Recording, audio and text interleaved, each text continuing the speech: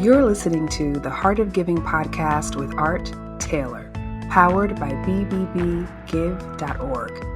Here we explore the motivations that form the basis of giving and service. We inspire generosity and celebrate the transformative effects that giving and service have on the human spirit and on community. The conversations featured on the podcast also uncover giving strategies that educate and provide tools to help listeners make impactful gifts of both their time and money. We hope you enjoy this episode. Welcome to the Heart of Giving podcast, powered by bbbgive.org. Give.org is the nation's standards-based charity evaluator and your one-stop source for information on giving and reports on the most asked about charities. I'm Art Taylor, your host.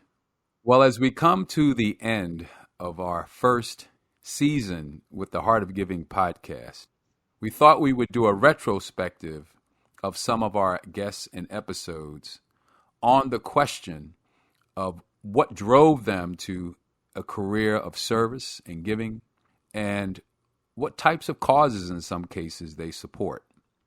I hope you'll enjoy this walk down memory lane. Sam Cobbs, the CEO of Tipping Point Community, talks about his father and the influence he had on his life and his career. For you, growing up in Mississippi, I believe you stated in a piece that I read recently that you learned a lot from your father, who was giving a lot back to the community. Yeah, so definitely. And thanks again, Art. My understanding how important it was to give back to the community really did come from my father and my family. And so to give a little bit of context, I was born and raised in the Mississippi Delta. And I like to say that Mississippi is considered as the poorest state, and the Delta is the poorest part of Mississippi. And so that is where I was born and raised. And my father had the luck and the opportunity to be a high school football star, and therefore he was able to go to college. But he was one of the first African-American businessmen in our little small town of Indianola, Mississippi. And I saw the way that he gave back. And I often say that the first reentry program that I ever saw was my father ran it. And it wasn't that he was intending to do reentry. It was just that the people that he hired, he was a roofer, and the people that he hired usually had been in jail or in prison and were coming back to their community. I also saw him as the first Parks and Rec director that I ever saw, and mainly because he had the only ladder that was tall enough to change the nets on the basketball hoop on what we call the black side of town. And so we had a black side of town and a white side of town where I grew up, with a railroad track that ran down the middle. And then finally, he was also ran the first mentor or Big Brother, Big Sister program, because he was also the Boy Scout troop leader. And I asked him one day, I said, "Dad, why every time we go somewhere, we have people with us? We have other boys with us." And what he told me was like, they are not in the same situation that you're in, where they have someone who is taking interest in what it is that they're doing. And so I am going to be that person. And so he was really proud, and he always called them his boys, and his boys always looked at that time with fondness. And so now they are doctors and lawyers and the head of the physics department at Howard University. And all of them came from his Boy Scout troop. And so I saw the way that he gave back to his community. And that was something that I didn't know it at the time, Art, but was being instilled in me. And this whole feeling that whom much is given, you have the responsibility to also give much to others. And so that's where the idea of giving back to community came from for me. Angela Kim, a former student of mine, now an executive in a school, talks about how education equity was so important to her growing up and why she's contributing in her own way to that today. How does a person go from a lucrative career in corporate America to getting a master's degree in nonprofit management and restarting her career in a charter school. So to answer your question, I think it might be a bit of a longer story, but I think it has a lot to do with my upbringing and sort of my early childhood of why I ultimately made this switch in my career. So in my childhood, we grew up in Baltimore County in Maryland. My family came here as immigrants. I came here to the U.S. when I was 3. My parents obviously came here in search of the American dream. We were not well off, and we were surrounded by a huge community of other Korean American immigrants in the Baltimore area that all really supported one another to obviously, achieve that American dream.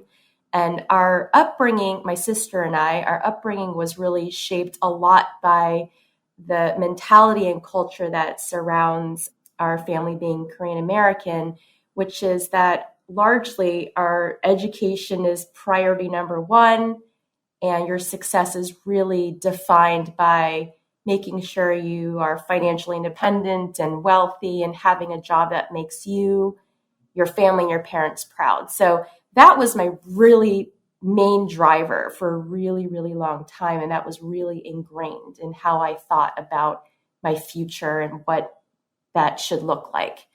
So we eventually started living in a more middle-class suburban neighborhoods. My parents were doing much better, and they really were able to achieve that American dream for my family. And my sister and I really grew up in a wonderful neighborhood and an environment and everything.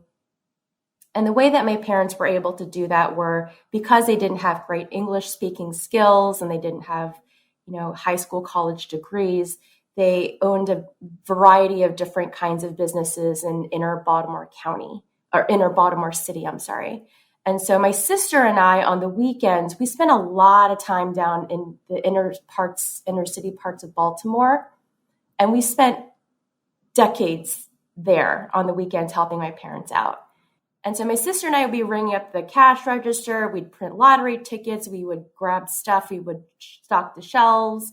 And over those decades, I really saw the stark contrast between how my family and how these families in Baltimore really grew up and how completely different our lives were.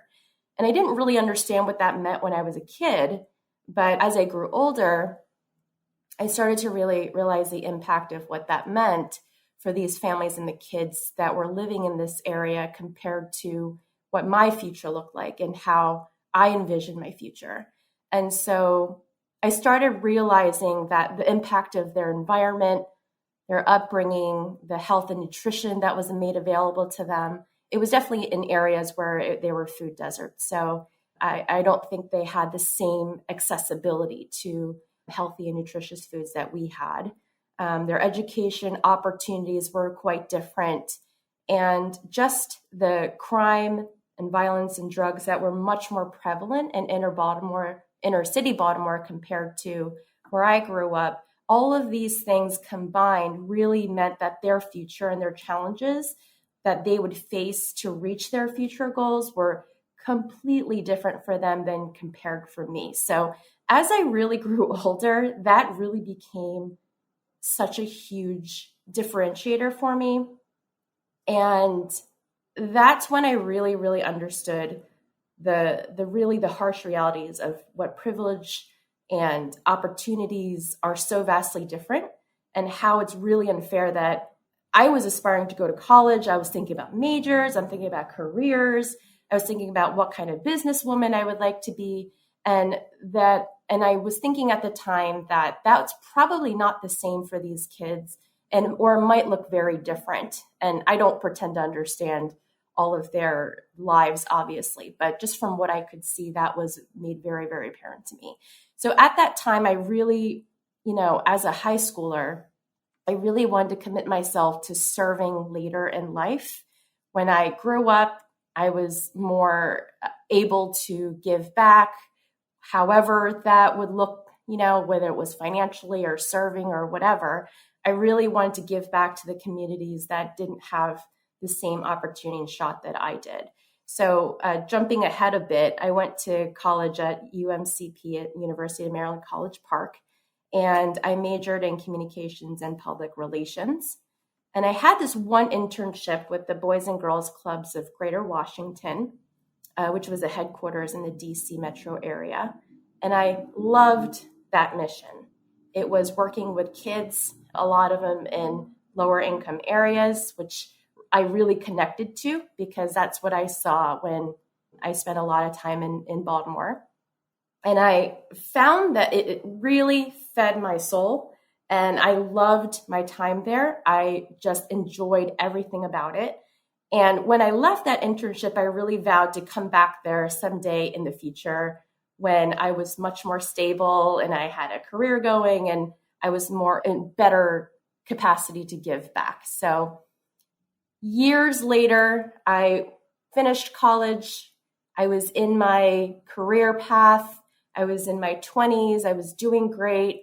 And I was working for various tech companies. I was making money, successful as I had defined it. I was building my career. So I felt I was in a good place now to start giving back. And so I started volunteering. I started working with animal organizations, community organizations.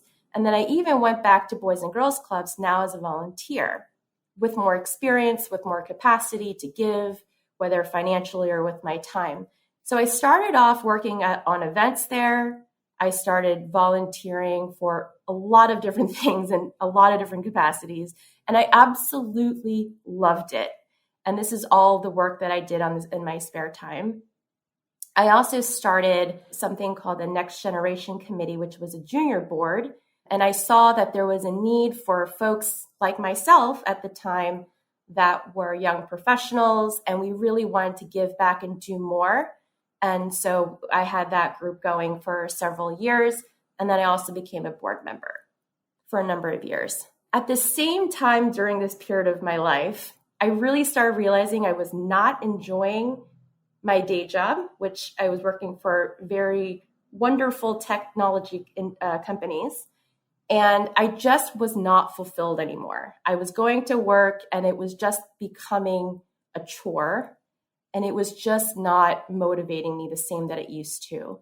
And I felt a huge pull and I gravitated so much more to my volunteer work at the time. My volunteer work at the time, working with Boys and Girls Clubs, I was excited about it. I could see the impact that I was making immediately and then long term. I could see the change that I was making. I really had purpose and mission with my volunteer work. So for years, I actually struggled with this decision whether I should stay with my career path or just switch over to the nonprofit world. It was a major switch in my head that I needed to make for myself, that I can move away from, success being only defined by financial success, and that there's much more to life than just that. And I really didn't want to have any regrets. So after a long time and talking to a lot of people, I finally made the switch. I made that jump. I decided to get my master's at Columbia University with a nonprofit management program. And I finally had that purpose and mission to why I was doing this. And I don't think I ever had that before. So I'm really glad that I waited to get my master's degree because I went into it soaking up everything. And I just had that burning desire and intention with attending the program.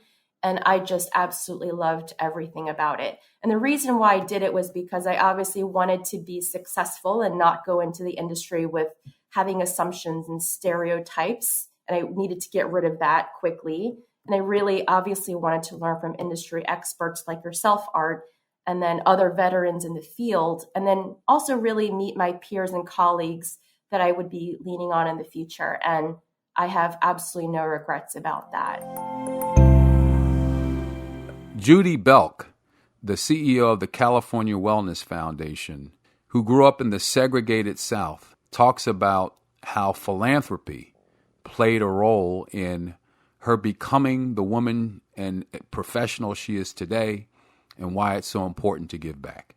So one of the first questions I like to ask my guests is how they got started in this life of service. For you, it must have been something that triggered this interest in you from your days as a young girl here in Alexandria. Tell me about that. Tell our guests a little bit about the young Judy Bel. Oh, the young Judy Bel. Well, really, my life really started, I always say, about 10 miles from the White House. I grew up at a time in this country where, again, not dissimilar to what's happening now, that this country was tackling race. So I grew up in Alexandria, Virginia, born in a segregated hospital in Alexandria, Virginia, before it was a tourist destination. And my life, in terms of what I had access to, what I didn't have access to, was determined a lot by the color of my skin. I lived for, the first 10 years of my life in a small, supportive African American neighborhood in Alexandria, but without access to water or indoor plumbing. It's pretty unbelievable when you think, because I'm old, but I'm not that old.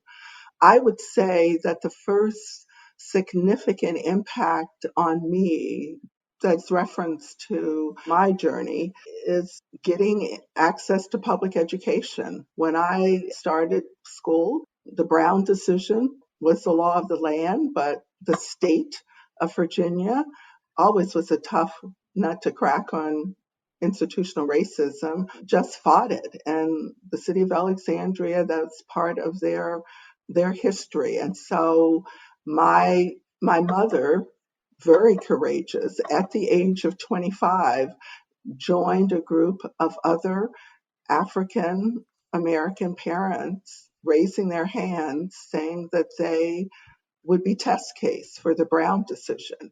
And this is where philanthropy came in.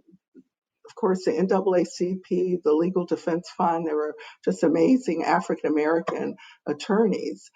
But the case was funded by the Jewish philanthropic community in Alexandria.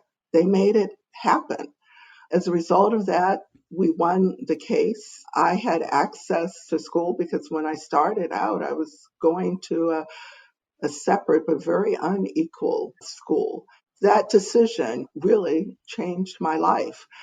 But it would take another 10 years before the city would really integrate its schools. And in fact, it was so significant that Hollywood made a movie about it. Remember the Titans with Right. Denzel Washington. That was about T.C. Williams, the school that I was in. So that was one. I guess the other one, which is also a really important lesson for me about the impact of philanthropy.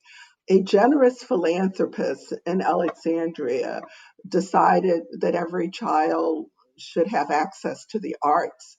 And so she provided funding to a community-based organization that I was a part of to provide us the opportunity to go over to the National Theater to see professional arts.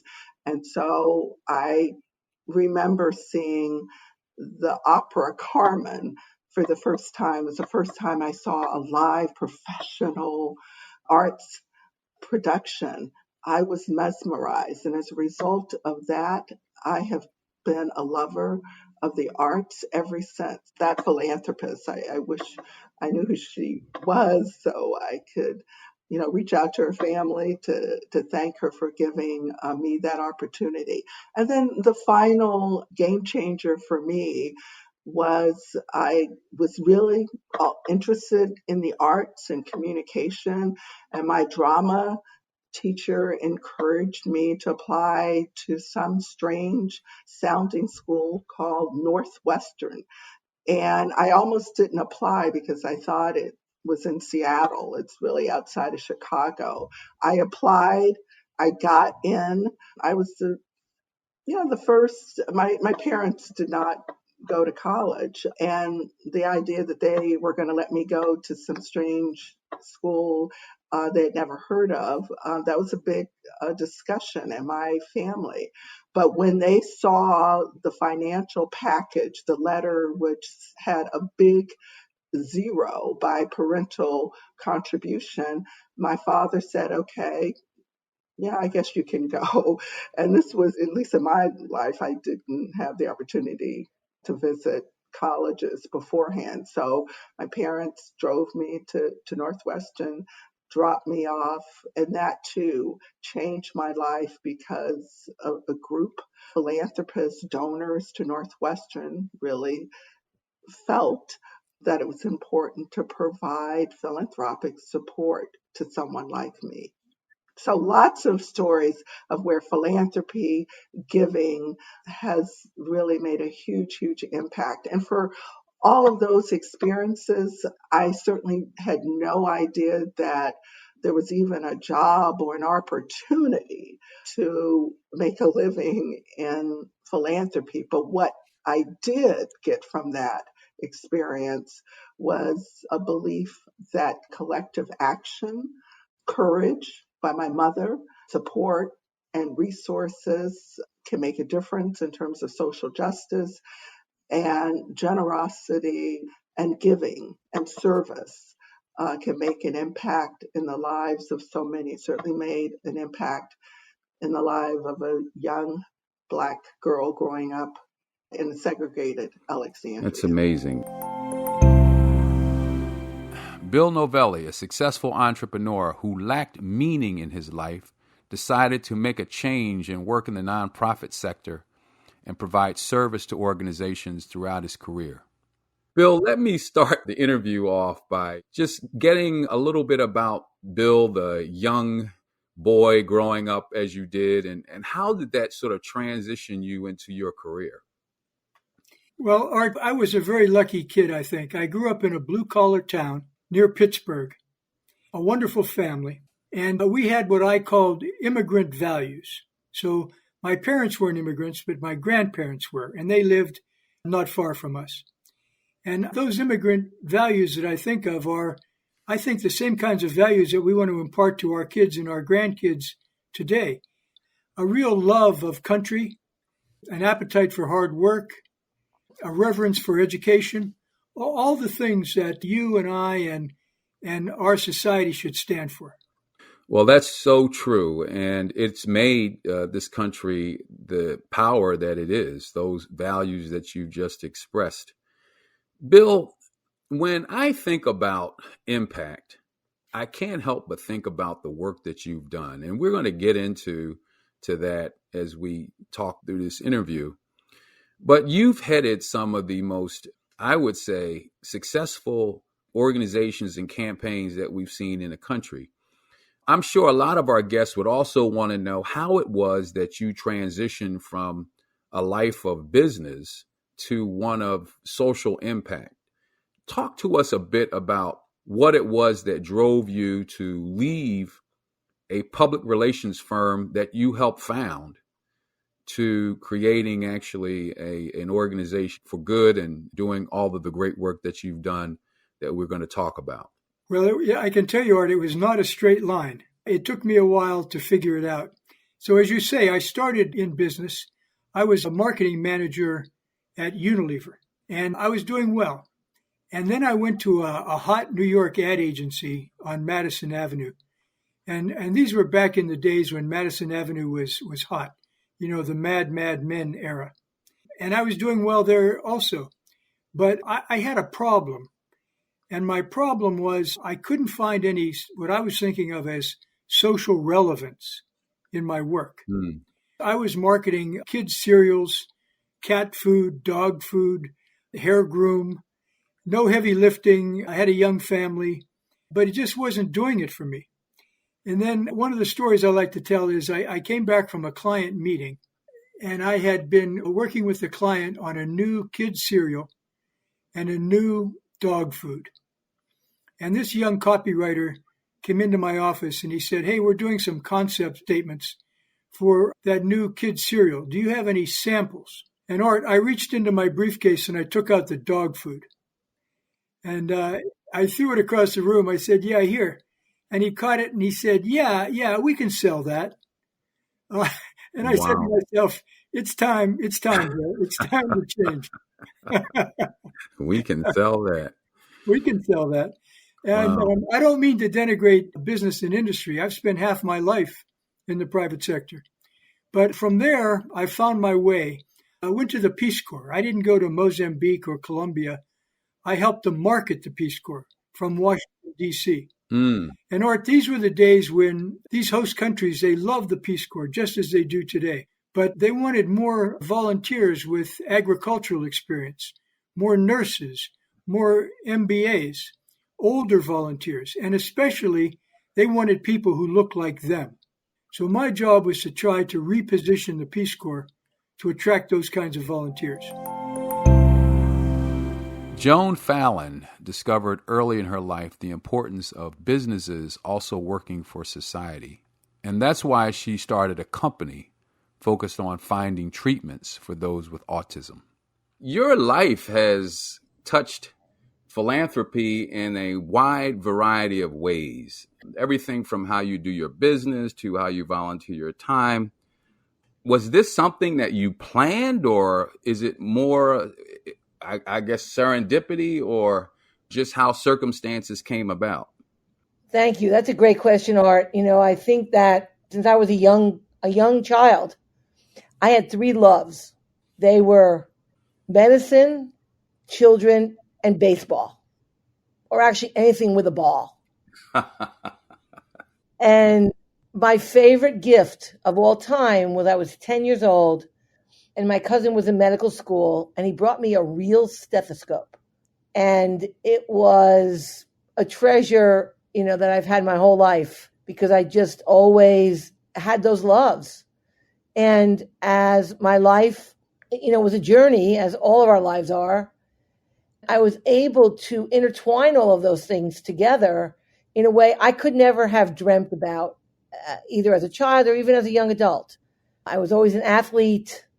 If I was born at a different time, I probably would have been a professional athlete. But I have been able to be a part of sports, professional sports, on the philanthropic side, as advisors like for the ADA for the new Yankee Stadium in 2009. And I've been very blessed that I've been able to put those things all together, including in my main work today, which is in my biotech company, which is working in autism.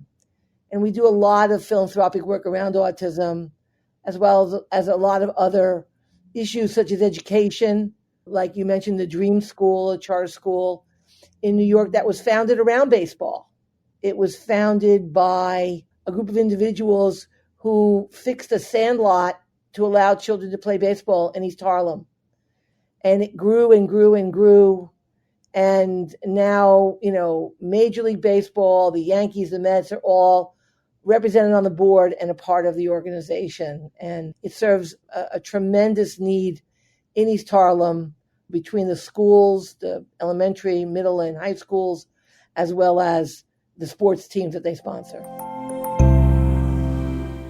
Ashley Axios grew up with an eye for art, and she understood as she grew the impact that art could have on social change.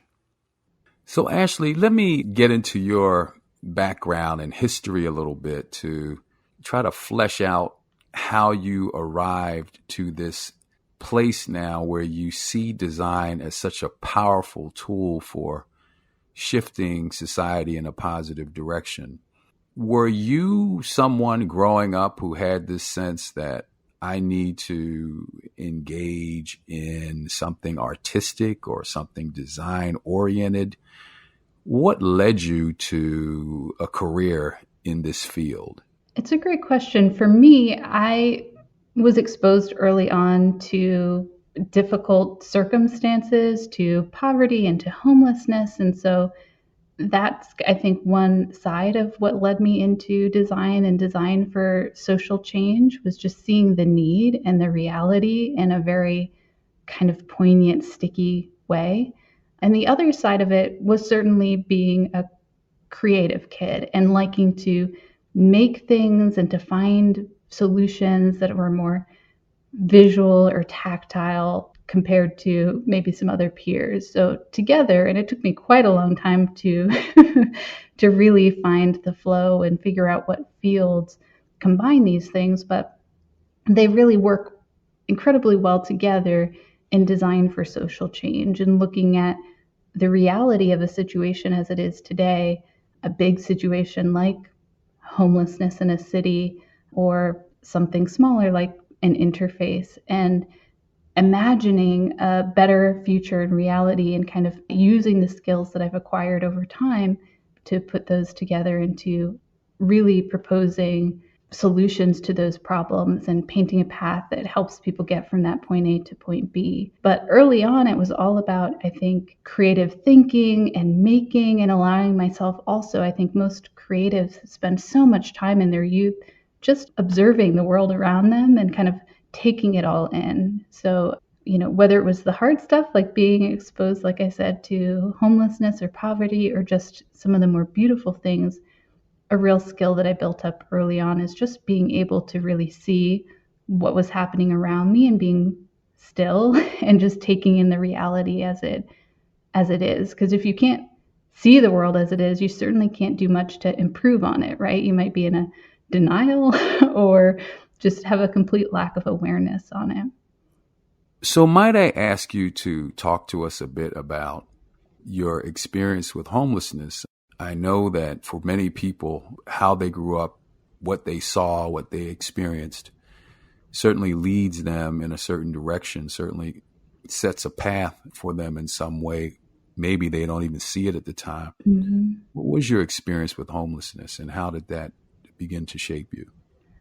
Well, I think a lot of it is to the credit of my mother. She wasn't going to put up false walls and block us from the world around us. And it's a very religious woman. So she took my brother and I to feed the homeless out in the cold fall and winter days in the Washington, D.C. area, even when we were pretty young. So just spending time with the back of a van open and a big pot of chili, helping serve food to those who needed it, just showed me, one, that there was need in the community and that there were people in my neighborhood who were cold, who were hungry, who I wasn't going to be exposed to unless I went out of my way to be exposed to them. So just having that awareness really early on. And then also just showed me that there was something that I could do about it, right? That sense of agency and action. I had a role to play, a small one, and it was a community thing, certainly wasn't all on my shoulders, but there was a way for even me as a little kid to help. And so that's just one example, but my mother was really lovely in exposing my brother and I to a number of examples like that of just, we're going somewhere, we have an extra spot in our car, how can we, prior to, Lyft and Uber and all of that, but how can we use what we do have, the privileges, the space and the power to support and assist others, either as individuals or groups and close to home in our own communities. So that one was a beautiful one. I remember that the first time we went out to feed the homeless, suddenly I was asking to do it because it made me feel better. Once you're aware, as a kid, it was like, it's cold again. Are we going to go out and feed the homeless? Because you're aware of it and you just want to help. And it really is such a satisfying thing to be able to do something about the circumstances around you, the things that are inequities. I wouldn't have that word as a kid, but are things that would otherwise kind of eat me up, that it exists in our society. David Eisner had a special upbringing that gave him a bird's eye view of disparity, and he's been spending much of his life trying to eliminate that while building bridges to different parts of our society. What was it about your early upbringing in your life that sort of shaped you for this life of service that you've had? That's a terrific question, Art. I grew up as a transplanted New Yorker. My parents moved from New York to Santa Barbara, California when I was 3. And one of my earliest memories is when I was swimming in the pool in our backyard, and my parents brought a school of people with emotional and intellectual disabilities to come swim in the pool. I was maybe 5, and I was helping some of them feel comfortable standing in the water. And I was bringing cookies to them as some of the students were getting out of the pool. I was playing host. And then I had this incredible experience where one young man was holding me so tightly as I was helping him float. And I've recalled this for a long time, this sense of how much it meant to him to be able to float in this pool, and how much joy he took out of it, and how my simply being there by his side mattered. And throughout my youth and young adulthood, I found myself looking for opportunities where I could feel of use to a person in that kind of way. And that naturally led me to find many different service opportunities that really carried me into my adult life. Fascinating. What was some of the first things you did, maybe as a professional, that linked you with service and giving? You know, when I got to Washington, D.C. after college, and I had thought, of course, that I was going to be the gift to the administration at the time, and that was not true. I ended up getting a job on Capitol Hill, which was really rough work. And although I know that intellectually I felt like I was of service to the country, it felt a lot more like throwing elbows around than it felt like service. And I found that I joined a hotline. Young people won't even remember what hotlines were, but if this was called Fact Hotline, Families and Children in Trouble, and mostly women who were dealing with issues of domestic abuse or who were contemplating suicide would call the hotline, and the trained people answering the phones, we would try to provide resources for them in the community. And we had a whole room filled with index cards on which all of these resources were written down. And I found that the friendships that I made and the colleagues that I met coming together, all of us trying to make the lives of the callers better, those became some of my closest colleagues in Washington. And I quickly realized that people that really spent time caring for other people were the people that I wanted to be spending my time with away from work. For Pratici, culture is everything. And she will share with us why giving and culture matter so much in our society. Pratici, I wanted to talk a bit about your ethos for giving and service. And I know that you have an Indian heritage to go along with your now very deep American roots.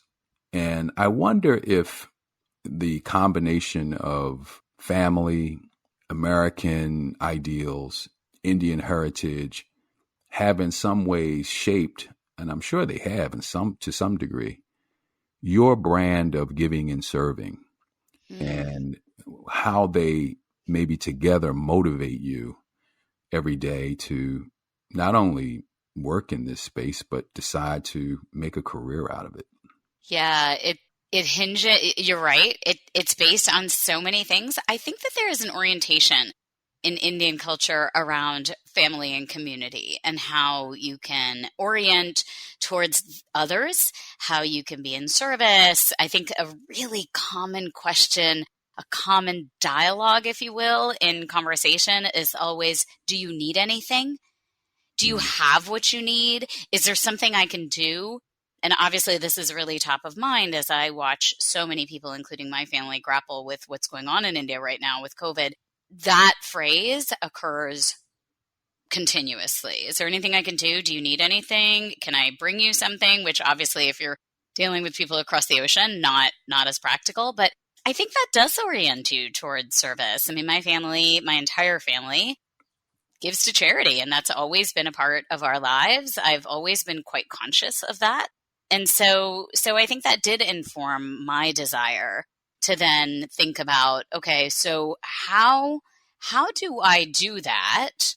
Do I do that through my work? Do I make a donation somewhere? And kind of thinking that through is what led me to say, you know what, I think I want to go over there, meaning over to the nonprofit sector, and do some work there and see what that's like. And little did I know, as at the time a layperson to the sector, just how big the sector was, how layered it was, in that there's so much more than a layperson or a donor outside of the sector might see. There are organizations that address so many issues, and organizations that address the very work of charities themselves, as you well know, and the Wise Giving Alliance well knows. So what I was stunned by is, wow, there's a lot of ways to kind of be part of this thing. I didn't really know that. So that was very exciting. And it built on that foundation that had been laid via my family of how do you give back? How do you think about community? How do you contribute in some meaningful way? It's been an exciting season. I hope you'll stay with us for season 2. We have a great lineup of guests planned and topics that I know you'll be interested in. And I want to thank all of our listeners and subscribers and donors to the Heart of Giving podcast. We'd also appreciate it if you would give us a positive review, especially on Apple Podcasts, because this will help us build audience. If you want to do a little bit more, you can become a sustaining donor to the Heart of Giving podcast on patreon.com. That's patreon.com. And also, finally, if you want to reach us, because we'd love to hear from you, please do so on Facebook, or you can just send us an email to heartofgivingpod@gmail.com. Thank you very much. You've just listened to the Heart of Giving podcast with Art Taylor. Be sure to tune in next time for a brand new episode. To listen to our other interviews, visit heartgiving.podbean.com. That's heartgiving.podbean.com. Subscribe to our show on major podcast platforms. The thoughts and opinions expressed on this podcast are the views and opinions of the guests, not those of the BBB Wise Giving Alliance or program affiliates.